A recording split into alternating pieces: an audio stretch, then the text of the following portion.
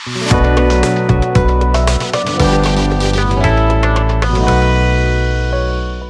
Students, समर्थ family में आपका स्वागत है। तो बेटा लास्ट के लेक्चर में अपन ने देखा था डॉट प्रोडक्ट, उसके ऊपर काफी अच्छे क्वेश्चन किए थे। तो आज की क्लास में अपन डिस्कस करेंगे क्रॉस प्रोडक्ट या वेक्टर प्रोडक्ट। तो चलिए शुरू करते हैं। क्रॉस प्रोडक्ट या वेक्टर प्रोडक्ट, देखो इसका नाम है वेक्टर प्रोडक्ट, ठीक है। तो जब दो वेक्टर का है ना क्रॉस प्रोडक्ट करेंगे तो रिजल्ट में अपने को मिलेगा वेक्टर। इट मींस देखो जो वेक्टर होता है उसके पास मैग्नीट्यूड भी होता है, डायरेक्शन भी होती है। तो ए क्रॉस बी, यहां पर अपन देखते हैं दो वेक्टर का क्रॉस प्रोडक्ट कैसे कराते हैं। जैसे मान लो ये आपका है वेक्टर ए और ये आपका है वेक्टर बी। अच्छा, जो ए क्रॉस बी है, ए क्रॉस बी को कैसे डिफाइन किया? ए क्रॉस बी, ए क्रॉस बी को डिफाइन किया mode a mod b sine theta. ये तो आ गया इसका मैग्नीट्यूड। डायरेक्शन क्या होगी इसकी? N cap. जो ए क्रॉस बी आएगा है ना यहां पर, तो ये तो हो जाएगा बेटा मैग्नीट्यूड और ये क्या होगा? डायरेक्शन, ठीक है। तो यहां पर जो एन कैप रहेगा, एन कैप है आपका यूनिट वेक्टर। एन कैप क्या रहेगा?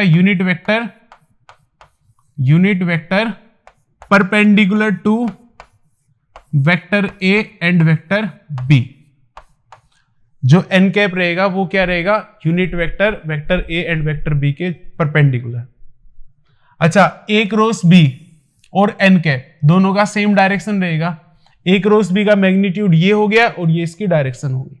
डन, ठीक है। यही लिखा हुआ था। ए क्रॉस बी को ऐसे डिफाइन करते हैं, एन कैप आपका यूनिट वेक्टर है perpendicular to vector A and vector b. अच्छा, जो एन कैप है या ए क्रॉस बी है उसकी डायरेक्शन कैसे फाइंड करेंगे? तो अपन क्या करेंगे है ना, एन कैप या ए क्रॉस बी की डायरेक्शन फाइंड करने के लिए जो राइट हैंड है ना, अपनी हथेली ली, उसको वेक्टर ए के ऊपर रखा है ना, वेक्टर ए से वेक्टर बी की तरफ मूव कराया। अपना जो थंब है जिस डायरेक्शन में पॉइंट करेगा वो किसकी डायरेक्शन होगी? ए क्रॉस बी की डायरेक्शन हो जाएगी। अच्छा, मान लो ये एंगल है आपका थीटा है ना, ए से लेके बी है ना। तो ए क्रॉस बी, जो ए क्रॉस बी वेक्टर आएगा ए से लेके बी की तरफ मूव करे तो जो अपना थंब है ऊपर की साइड पॉइंट करेगा। किसकी साइड? ऊपर की साइड पॉइंट करेगा। देखो इधर तो वेक्टर ए था है ना, वेक्टर बी की तरफ मूव कराया उसको, तो जो अपना थंब है, थंब बाहर की तरफ गया इस बोर्ड से ऊपर की तरफ। तो यहां पर जो आएगा ये जो वेक्टर आएगा है ना, ये आएगा आपका ए क्रॉस बी। जो ए क्रॉस बी है इसके भी परपेंडिकुलर होगा एंड इसके भी परपेंडिकुलर होगा। तो ये क्या हो गया बेटा? ए क्रॉस बी की डायरेक्शन, यानी कि जो ए क्रॉस बी आएगा वेक्टर ए की भी परपेंडिकुलर होगा, वेक्टर बी के भी परपेंडिकुलर होगा। अच्छा, इसकी डायरेक्शन होगी एन कैप। इसकी डायरेक्शन क्या होगी? डायरेक्शन के लिए यूनिट वेक्टर बताया था, तो ए क्रॉस बी की डायरेक्शन होगी एन कैप। अच्छा, यहां पर यदि मैं निकालू बी क्रॉस ए, क्या निकालू? B cross a. तो जैसे ए क्रॉस बी डिफाइन किया था, इसका मैग्नीट्यूड ले यहां पर मोड बी मोड ए और ये हो जाएगा आपका साइन थीटा। डायरेक्शन कैसे लोगे? देखो डायरेक्शन के लिए राइट हैंड जो हथेली है, पहले लिखा हुआ है बी, बी क्रॉस ए चाहिए तो बी के ऊपर रखी और ए की तरफ उसका मूवमेंट कराया, तो बी क्रॉस ए ये आएगा। अपना जो थंब है, थंब है ना बोर्ड के अंदर पॉइंट करेगा। कहां पॉइंट करेगा? बोर्ड के अंदर। तो बी से लेके ए, थंब इस डायरेक्शन में पॉइंट कर रहे हैं, तो जो बी क्रॉस ए की डायरेक्शन हो जाएगी वो क्या होगी? बोर्ड के अंदर की तरफ। ये ए क्रॉस बी की डायरेक्शन है, तो बी क्रॉस ए की डायरेक्शन क्या होगी? बोर्ड के अंदर। अच्छा, ऊपर की साइड एन कैप वेक्टर है, यूनिट वेक्टर है, तो अंदर की साइड क्या हो जाएगा? इसके अपोजिट डायरेक्शन में क्या हो जाएगा? Minus n cap. तो बेटा इसकी डायरेक्शन आएगी माइनस एन कैप। माइनस पहले ले तो ये कितना होगा? Mode a mod b sine theta और यहां पर हो जाएगा बेटा एन कैप। तो क्लियरली अपने को पता चल गया बी क्रॉस ए ये किसके इक्वल आएगा? Minus of A cross b. चलो यहां तक क्लियर है, आगे चलते हैं। अब आई बेटा इसकी प्रॉपर्टी, है ना। तो क्रॉस प्रोडक्ट की प्रॉपर्टी, जो पहली प्रॉपर्टी ये अपन ने डिस्कस कर ली, जो ए क्रॉस बी है वो किसके इक्वल होते हैं, minus of b cross a. अच्छा, इसका जो ए क्रॉस बी था, ए क्रॉस बी, ए क्रॉस बी क्या आया था, mod a mod b sine theta, और यहां पर आया था एन कैप। यदि मैं दोनों साइड मोड लूं तो ए क्रॉस बी, इसका मोड तो मोड ए रहेगा, मोड बी का मोड वापस लोगे तो मोड बी। अच्छा, साइन थीटा का जो मोड आएगा, थीटा आपका 0 से लेके पाई है, 0 से लेके पाई में साइन थीटा कैसा होता है, पॉजिटिव होता है, तो साइन थीटा का मोड क्या आएगा, केवल साइन थीटा आएगा। और एन कैप का मोड कितना आएगा, 1। एन कैप क्या है, आपका यूनिट वेक्टर है, जो vector A and vector b के परपेंडिकुलर है, तो एन कैप का मोड कितना आएगा, 1।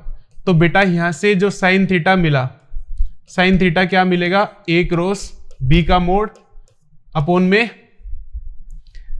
मोड ए मोड बी, ये आ गया आपका साइन थीटा। ठीक है, ये आपका प्रॉपर्टी नंबर सेकंड। अच्छा, property number third, property number third, इसको हटाता हूं मैं।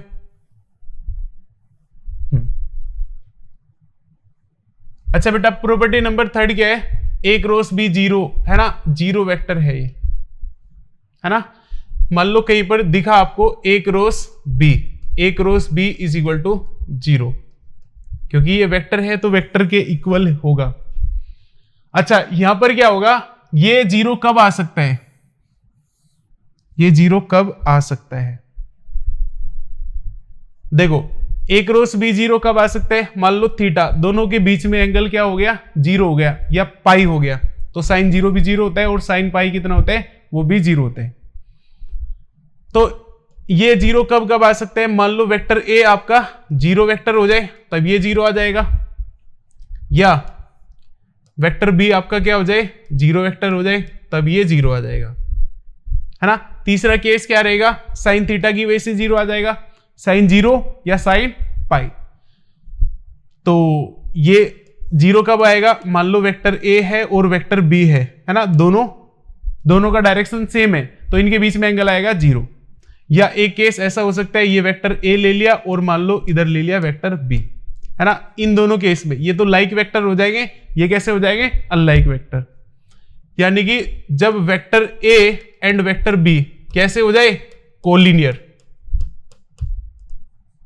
कैसे हो जाए, कोलिनियर। तो मान लो ये लिखा हुआ है A cross B equal to 0 vector, तो ये 0 कब कब आ सकता है, आइदर वेक्टर ए 0 हो जाए या वेक्टर बी 0 वेक्टर हो जाए, या ए एंड बी क्या हो जाए, आपके कोलिनियर वेक्टर हो जाए। डन। अब चलते हैं प्रॉपर्टी नंबर नेक्स्ट पर, है ना। अच्छा, प्रॉपर्टी नंबर नेक्स्ट 4।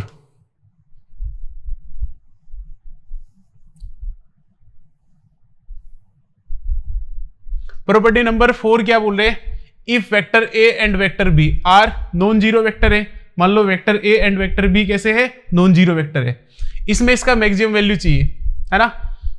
तो ए क्रॉस बी का जो मोड है, अच्छा ये मैक्सिमम कब आएगा, जब साइन थीटा कितना हो जाए 1, और साइन थीटा 1 कब होता है, जब थीटा 90 डिग्री हो जाए, है ना।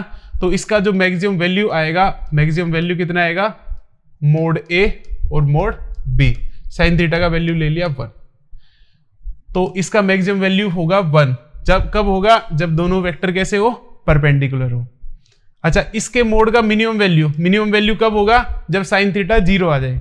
It means vector A and vector B कैसे हो, कोलिनियर वेक्टर हो, उस केस में ए क्रॉस बी का मिनिमम वैल्यू आएगा, ए क्रॉस बी के मोड का मिनिमम वैल्यू आएगा।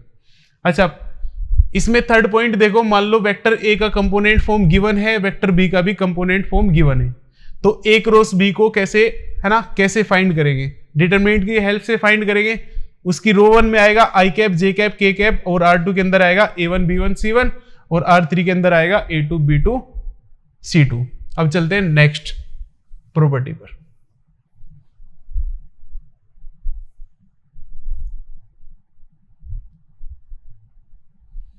हाँ बेटा, प्रॉपर्टी नंबर नेक्स्ट आई आपकी, मान लो ये 5th है, प्रॉपर्टी नंबर 5। इसमें बोल रहे आई क्रॉस आई या जे क्रॉस जे या के क्रॉस k, इसका वैल्यू क्या आएगा, 0 वेक्टर आएगा। कैसे, देखो i क्रॉस i, इसके बीच में एंगल तो 0 आएगा, है ना, मैग्नीट्यूड ले मोड i और साइन 0, डायरेक्शन ले लो मान लो n कैप, तो ये इसकी वजह से 0 हो गया, तो 0। अच्छा, क्योंकि ये वेक्टर है तो इक्वल टू में क्या लिखेंगे, 0 वेक्टर लिखेंगे, i cap cross i cap. ऐसे ही ये भी 0 वेक्टर आएगा और ये भी 0 वेक्टर आएगा। अब बात करते हैं i क्रॉस j किसके इक्वल आएगा। अच्छा, जो x एक्सिस की डायरेक्शन होती है वो होती है i कैप, और जो y एक्सिस की डायरेक्शन होती है वो होती है j कैप, और जो z एक्सिस की डायरेक्शन होती है वो होती है k कैप। ये तीनों आपस में परपेंडिकुलर होते हैं। अब यदि मैं फाइंड करूं i क्रॉस j, तो ये कितना हो जाएगा, मोड i मोड j, और इनके बीच में एंगल आएगा 90 डिग्री। i कैप और j कैप के बीच में एंगल कितना होता है, 90 डिग्री। अच्छा, i कैप और j कैप दोनों के परपेंडिकुलर यूनिट वेक्टर कौन सा आएगा, k कैप आएगा, तो यहां पर इसकी डायरेक्शन क्या हो जाएगी, k cap. i cross j cap की डायरेक्शन क्या हो जाएगी, k कैप। साइन 90 होता है 1, ये होता है 1 इंटू 1 इंटू 1, तो फाइनली कितना बचा, k कैप। तो i क्रॉस j आपका कितना आया, प्लस का k कैप आया। अच्छा, इसको याद करने के लिए ट्रिक क्या है, जैसे मान लो ये आ गया आपका i कैप, और इधर ले लिया मैंने j कैप, और ये ले लिया k कैप। ओके, तो i क्रॉस j चाहिए, i क्रॉस j, तो यदि मैं, है ना, ये कौन सी डायरेक्शन है, इस साइक्लिक ऑर्डर को फॉलो करूं, है ना, ये क्या हो गया आपका एंटी क्लॉकवाइज, तो i क्रॉस j क्या हो जाएगा आपका, प्लस k कैप। ऐसे ही j क्रॉस k कैप, ये क्या हो जाएगा आपका i कैप, और ऐसे ही k क्रॉस i कैप, ये आपका आएगा प्लस का j कैप। अच्छा, मान लो इस ऑर्डर के अपोजिट डायरेक्शन में जाए, जैसे मेरे को निकालना पड़ जाए i क्रॉस k निकालना पड़ जाए, है ना, इस डायरेक्शन में, तो वो किसके इक्वल आएगा, माइनस j कैप के इक्वल आएगा। डन, आगे चलते हैं। अच्छा, मान लो, है ना, इसके नेक्स्ट में मान लो ये प्रॉपर्टी नंबर 6 है, किसी वेक्टर का इधर वेक्टर b के साथ स्केलर मल्टीप्लाई हो रहा है m, तो अपन क्या कर सकते हैं, इसको पूरे को बाहर निकाल सकते हैं, है ना। अच्छा, वेक्टर a के अंदर भी मल्टीप्लाई कर सकते हैं, इसको आगे ऐसे भी लिखा जा सकता है, m a vector cross b vector, तो आंसर क्या रहेगा, आंसर सेम ही रहेगा। अच्छा, मान लो क्रॉस प्रोडक्ट कराना है, वेक्टर a का b प्लस c जो वेक्टर है उसके साथ क्रॉस प्रोडक्ट कराना है, तो सिंपल करा देंगे a cross b plus a cross c, इसमें कोई दिक्कत नहीं है। अब जो ये है 6 का पॉइंट नंबर 3, इसको ध्यान से देखते हैं, कहीं पर आपको लिखा हुआ है a cross b is equal to a cross c, ऐसा लिखा हुआ है। तो इसमें अपन ऐसा नहीं करेंगे कि वेक्टर a से वेक्टर a उड़ा दिया, b vector is equal to c vector, ऐसा नहीं करेंगे, ठीक है। तो इसको सोल्व करने का तरीका क्या रहेगा, a क्रॉस c को लेफ्ट साइड में शिफ्ट करो, तो a cross b minus a cross c is equal to आएगा आपका 0 वेक्टर, ये आ गया। अब इन दोनों में से क्या कॉमन आया, इन दोनों में से निकाल लिया a cross, vector a cross, यहां पर बचेगा b minus c is equal to 0 vector. अब इससे क्या समझते हो,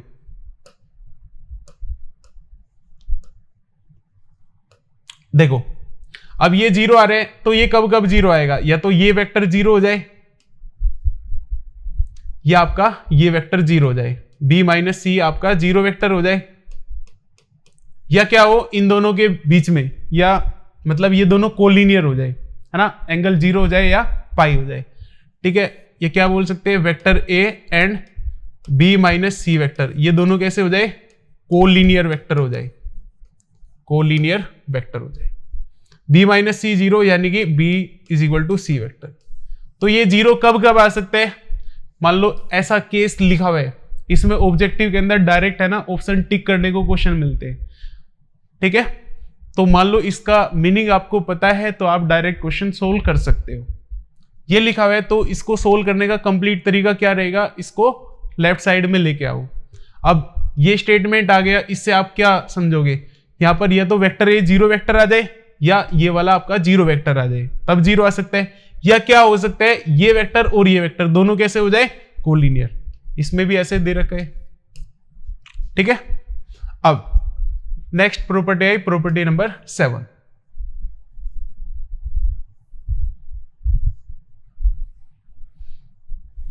ओके बेटा, तो मान लो ये लिखा हुआ है vector a is equal to vector b. मान लो ये लिखा हुआ है vector a is equal to vector B. तो क्या क्या कर सकते हो इसमें, है ना, सी वेक्टर के साथ क्रॉस प्रोडक्ट करा सकते हो। इसको ऐसे लिख सकते हो A cross C vector is equal to B cross C vector, इसमें कोई प्रॉब्लम नहीं है। या सी वेक्टर के साथ डॉट प्रोडक्ट करा सकते हो, a dot c is equal to b dot c, है ना, ऐसा पॉसिबल है, इसमें कोई प्रॉब्लम नहीं है। But vice versa may not be true, है ना, बट इसका जो अपोजिट होगा वो ट्रू हो भी सकता है, नहीं भी, है ना, उसके बारे में अपन नहीं बोल सकते।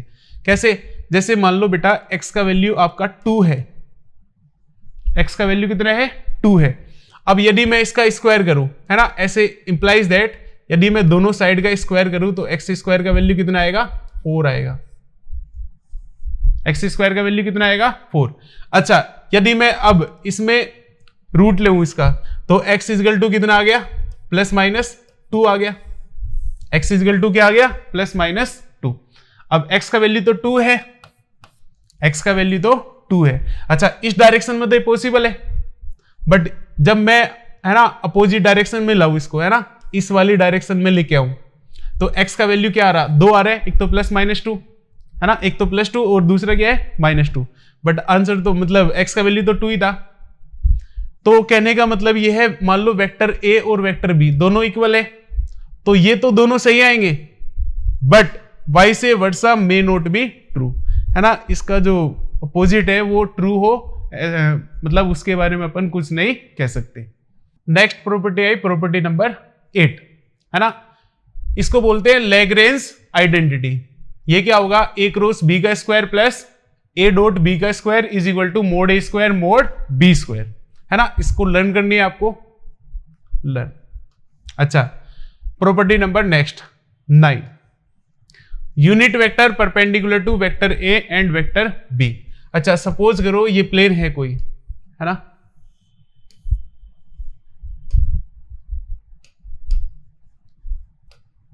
मान लो यहां पर वेक्टर a है और ये पड़ा है आपका वेक्टर b।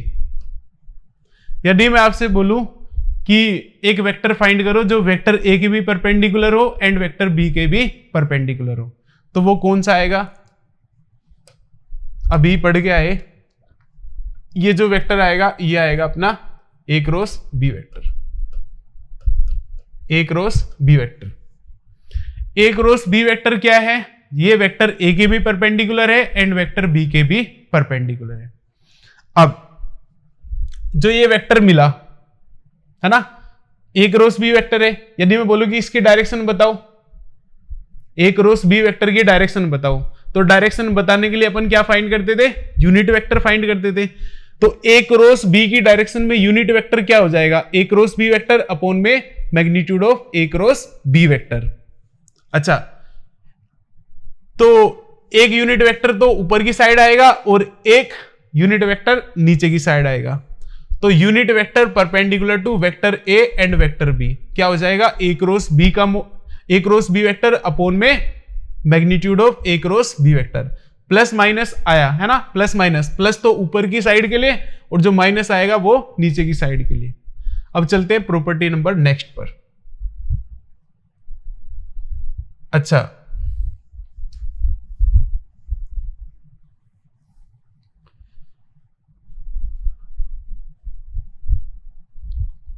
ओके, प्रॉपर्टी तो इतनी ही प्रॉपर्टी है। इसमें नेक्स्ट देखते हैं, नेक्स्ट टॉपिक है अपना geometrical interpretation of cross product, है ना।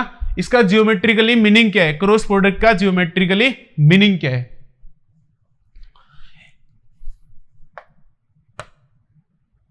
अच्छा, मान लो आपके पास ये ट्राइंगल है ABC, है ना, इसको बोल दिया A B एंड C, ये ट्रायंगल है, मान लो ये आपका है वेक्टर ए और ये है आपका वेक्टर बी, ये मान लो परपेंडिकुलर। इन दोनों वेक्टर के बीच में एंगल है थीटा, इन दोनों वेक्टर के बीच में एंगल कितना है थीटा।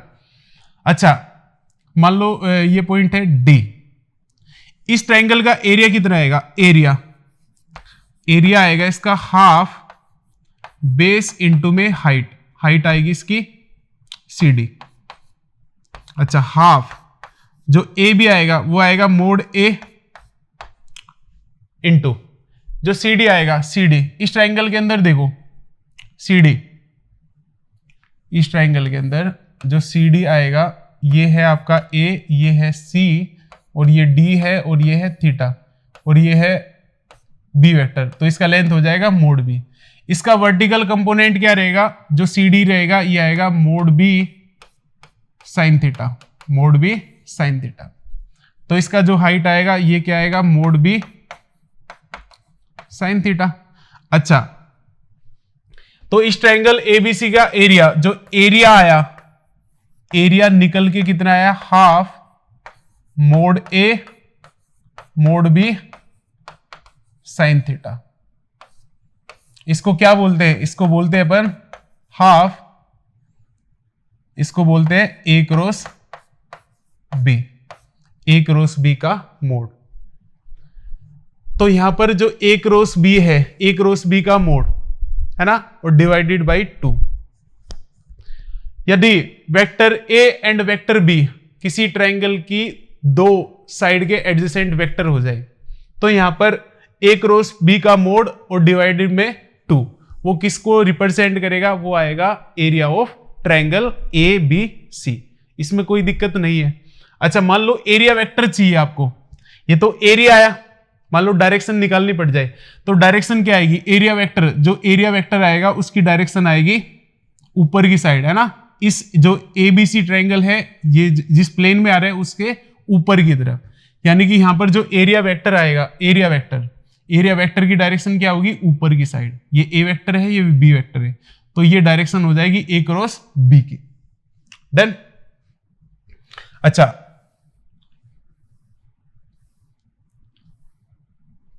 तो इसमें क्या हुआ, मान लो किसी भी ट्रायंगल के अंदर है ना, उसकी दो साइड के एडजेसेंट वेक्टर आपको पता है, vector A and vector B आपको पता है, तो उस ट्रायंगल का एरिया क्या हो जाएगा, A क्रॉस B का मोड और डिवाइड में 2। अच्छा मान लो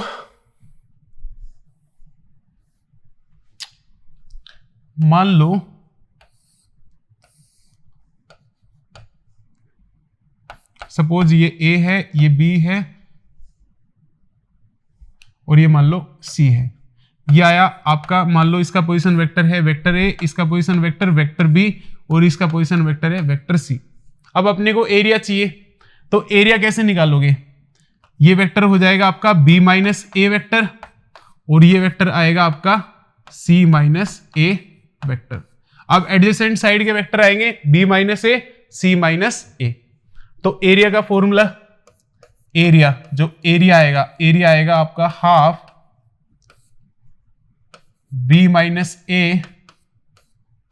क्रॉस C माइनस A। इसको सोल्व करो, ये आएगा 1/2 B क्रॉस C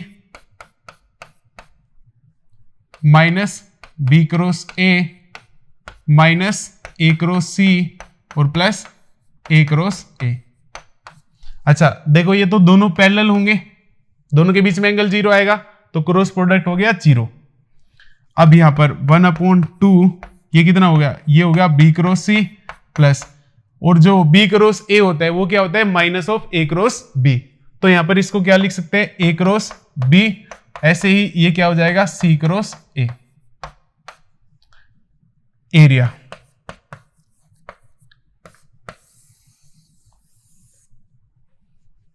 तो क्या पता चला अपने को, यदि ट्रायंगल ABC जो ये इसके वर्टेक्स है, इसके पोजीशन वेक्टर आपको गिवन है, तो ट्रायंगल ABC का एरिया क्या हो जाएगा, half of B cross C plus A cross B plus C cross A।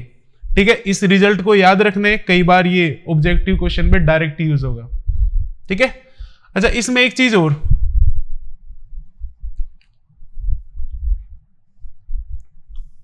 मान लो तीनों पॉइंट क्या हो जाए, कोलिनियर हो जाए। इफ ए बी एंड सी है ना आर कोलिनियर, कोलिनियर पॉइंट्स। यदि कोलिनियर हो जाए तो एरिया कितना आएगा, 0। तो उस केस में ये 0 आ जाएगा। इट मींस यहां पर जो आएगा बी क्रॉस सी है ना, A cross B plus B cross C plus C cross A है ना, ये कितना आएगा आपका 0 आएगा। ये कितना आ जाएगा 0। यदि तीनों पॉइंट कैसे है, कोलिनियर है, तो A cross B plus B cross C plus C cross A, इसका वैल्यू कितना रहेगा 0 रहेगा। अच्छा, इसमें एक चीज और, मान लो ये ए है, ये बी है और ये सी है। इसका पोजीशन वेक्टर वेक्टर ए, इसका पोजीशन वेक्टर वेक्टर बी और इसका पोजीशन वेक्टर वेक्टर सी। यही आएगा। यदि मैं बोलूं कि इस प्लेन, जो ये प्लेन है ना, एबीसी प्लेन है, इसके परपेंडिकुलर वेक्टर निकालो, तो इसके परपेंडिकुलर वेक्टर तो अभी निकाला है ना। परपेंडिकुलर वेक्टर क्या हो जाएगा इसके, इन दोनों का क्रॉस प्रोडक्ट ले लो है ना। जो ये वेक्टर आया था ए cross B plus B cross C plus C cross A है ना, ये इस प्लेन एबीसी के परपेंडिकुलर होगा। तो क्वेश्चन क्या मतलब, जो ये आएगा प्लेन ए बी सी है ना, इसके जो परपेंडिकुलर वेक्टर आएगा, कौन सा वेक्टर परपेंडिकुलर, वो कौन सा होगा, A cross B plus B cross C plus C cross A, ये इसके परपेंडिकुलर वेक्टर होगा। अच्छा, मान लो इसके परपेंडिकुलर यूनिट वेक्टर चाहिए, तो यूनिट वेक्टर के लिए क्या करोगे है ना, इसी को इसी के मैग्नीट्यूड से डिवाइड कर दोगे और प्लस माइनस स्टार्टिंग में आ जाएगा। प्लस ऊपर वाली डायरेक्शन के लिए और जो माइनस होगा वो नीचे वाली डायरेक्शन के लिए। अब चलते हैं इसमें नेक्स्ट आगे।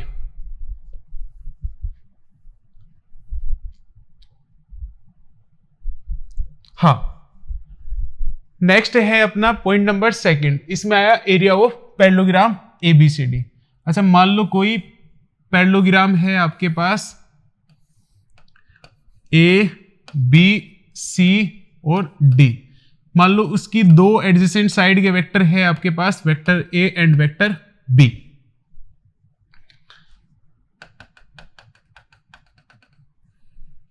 तो इसका जो एरिया आएगा, अपन लिख सकते हैं twice of area of triangle A B D. तो ट्वाइस ऑफ, इसका एरिया कितना आया था, इसका एरिया निकाला था अपन ने है ना। ये वेक्टर ए है और ये वेक्टर बी है, तो ये आया था half of A cross B vector का मैग्नीट्यूड। इस 2 से ये 2 कैंसिल हो गया, तो अपने पास आया ए क्रॉस बी का मोड। तो क्या पता चला, मान लो vector A and vector B parallelogram की दो एडजेसेंट साइड के वेक्टर है, तो ए क्रॉस बी का जो मोड आएगा वो क्या, किसको डिनोट करेगा, किसको रिप्रेजेंट करेगा, वो रिप्रेजेंट करेगा एरिया ऑफ पैरेललोग्राम।